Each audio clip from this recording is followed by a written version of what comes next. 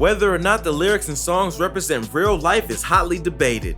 The audience wants to know whose songs were written about, what's the story behind the beef, everything. And as far as rappers are concerned, their lives are open books for the audience. Unfortunately, it doesn't always work out in their favor, and their honesty in their lyrics sometimes gets them in trouble. In fact, sometimes it lands them in jail. The first time this happened was back in 1993, back when gangster rap was really getting going and some of the OGs of hip hop were running the scene. Snoop Dogg was busy recording his debut album, Doggy Style, when he found himself involved in a murder case. His bodyguard shot and killed a member of a rival gang, and because Snoop was in the car at the time, he also caught a charge. Prosecutors were eager to paint Snoop as a murderer and used his own words against him. They played his song, Murder Was the Case, during the trial, pointing out lyrics like, roll up on the side of him, roll your window down, give me another clip. While it does sound similar to the situation that happened, it was a bit of a stretch, and both Snoop and his bodyguard were acquitted of the charges. Even though the suspects weren't convicted, this first incident of using a rapper's words against him set the stage for the future of rap-related crimes and confessions.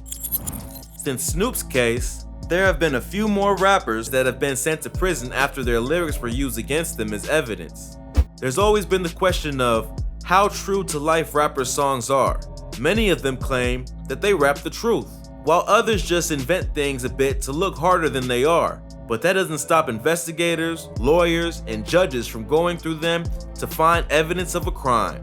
And Snoop's case was just the beginning. Bobby Shmurda was the next big rapper to get the lyrical investigation treatment during a case involving GS9. He had joined up with the gang when he was growing up in Brooklyn and was soon getting into all sorts of trouble with the law. GS9 wasn't necessarily considered a gang like the Bloods or Crips, though police call it a crew, which could be anything from a group of kids rapping to a few teens selling crack on the corner. GS9 was definitely on the rap side, but after shots were exchanged between GS9 and street gang Brooklyn's Most Wanted, it was seen as more of a violent street gang than a group of musicians. In December 2014 though, his criminal activities caught up to him and he was arrested by police in New York City along with 14 others. They caught charges of conspiracy to commit murder, reckless endangerment, and drug and gun possession. Bobby isn't known for being discreet, so the police began to pick up on everything that he was putting online to find evidence for the bust. Videos, songs, posts, they looked at everything, keeping tabs on him and GS9 both. But the best piece of evidence they found to show Bobby's involvement in were the lyrics to his hit song, Hot Nigga. In the song, he raps that, "I've been selling crack since like the 5th grade," which is an open admission of at least one crime. Then throughout the song, he goes on to name friends and other members of GS9, talking about murders they had committed or were going to commit. Because of all the open talk about the crimes, cops saw him as the driving force in the gang.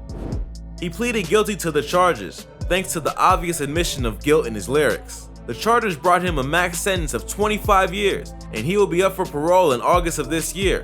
He could be released as soon as December 2020.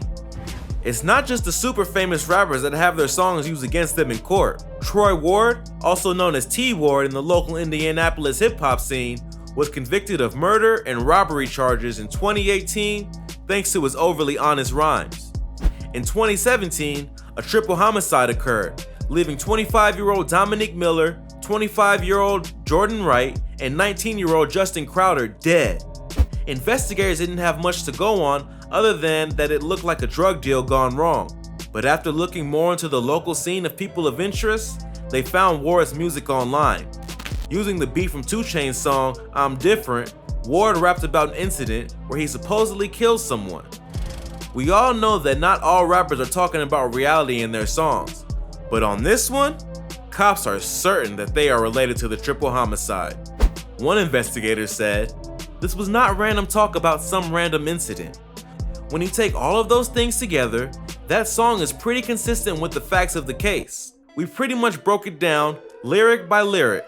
Some of the lyrics describe the shooting itself when Ward raps, I creep up to the door silently and slow. I open up that bitch and now we clashing poles. 2 shots to the body, 2 shots to the dome. Finessed the f***ing stash and then I took it home. There's also a line that describes one of the victims as wearing swim trunks, which was true in real life. Ward's lawyer argued that the lyrics shouldn't be used as evidence, since music is art and doesn't always show the real truth. Prosecutors argued back that there were far too many similarities and details to ignore, and the song should be taken as a confession. In the end, T. Ward, along with accomplices Sean Jones and Martell Williams, was found guilty and sentenced.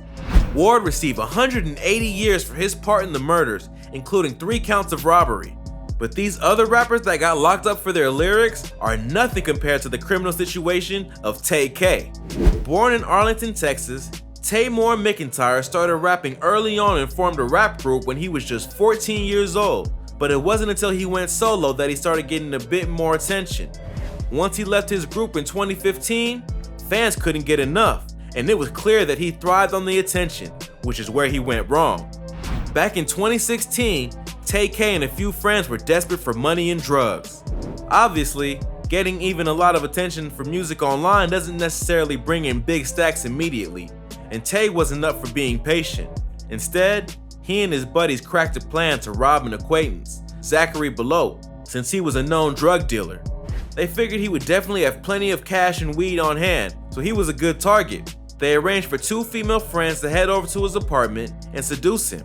While he was distracted by the ladies, Tay and another man would come in, show off some guns, and rob whatever they could grab. Things didn't go according to plan, and one man ended up dead, with Tay and his friends fleeing the scene. They were caught quickly and put on house arrest to away their hearing, but Tay thought that sounded boring. Instead, he cut off his ankle monitor and took off, ending up in New Jersey where he settled with some friends.